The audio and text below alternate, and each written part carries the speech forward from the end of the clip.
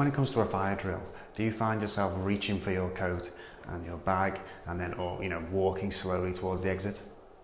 Well, if you do, then you may be suffering from normalcy bias. Do you think when there's a real fire alarm that you won't reach for your coat and bag? Well, the likelihood is that you will, and the reason for that is because of normalcy bias. Hi, I'm Phil Whitby, and I'm a developer at SwiftCase, and this is my fourth video in the series on biases in business, and this one is on normalcy bias.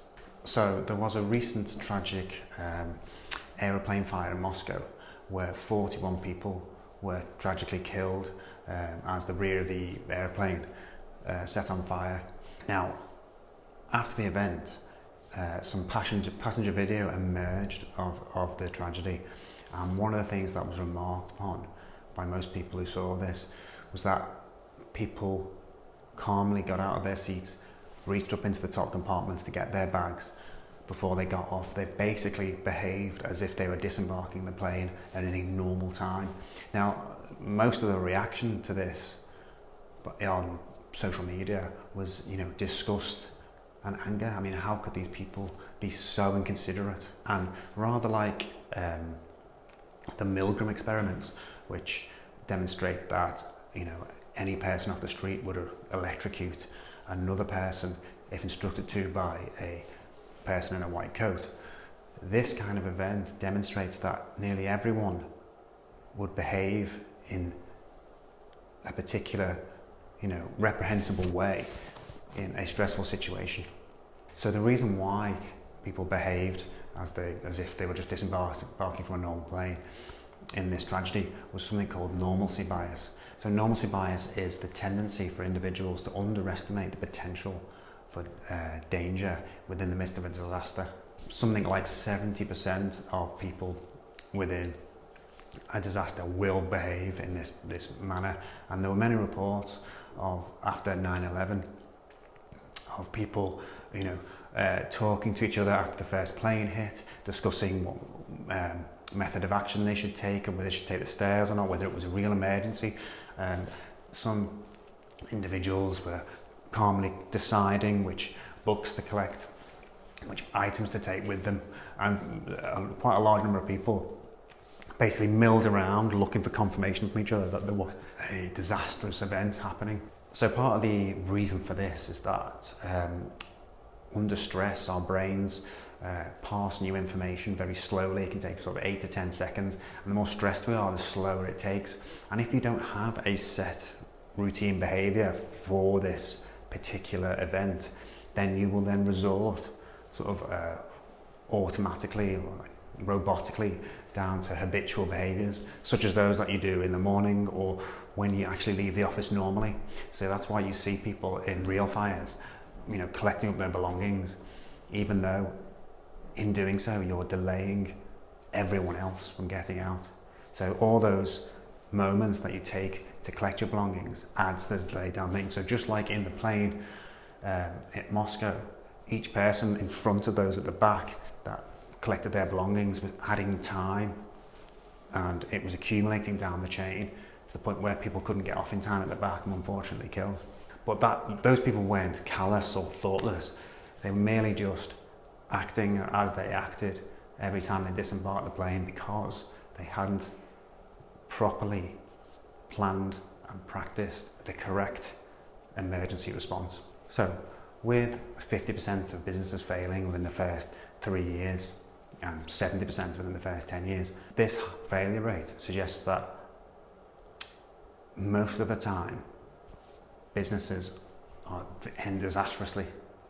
And how many of those will have known the end was coming, and how many would have just carried on doing what they were doing before they realised the event that had caused the demise of the business had probably already happened earlier.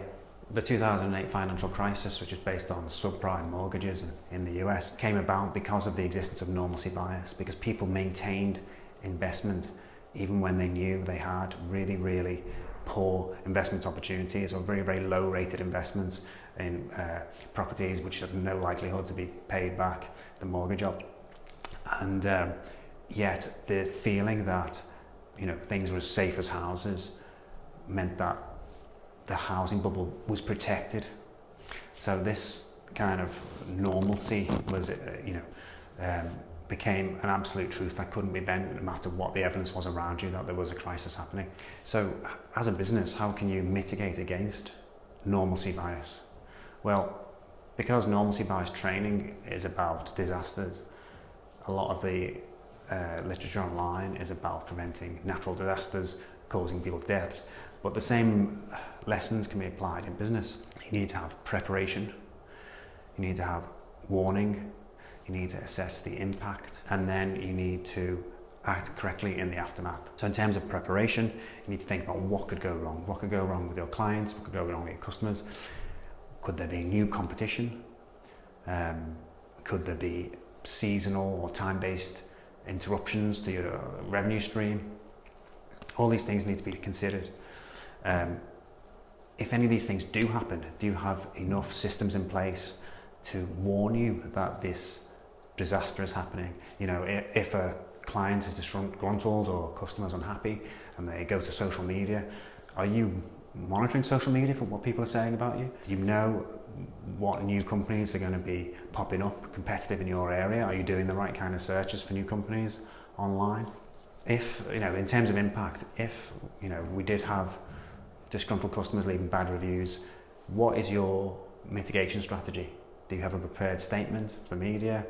Do you have a compensation package that you can fall back on for when people do feel compelled to leave bad reviews? In terms of the aftermath, if there is, a so-called black swan event or a disaster, do you have enough cash reserve to mitigate against drops in profit, or are you just steaming ahead, thinking about growth continuously, assuming that everything is going to be just the same as it is now?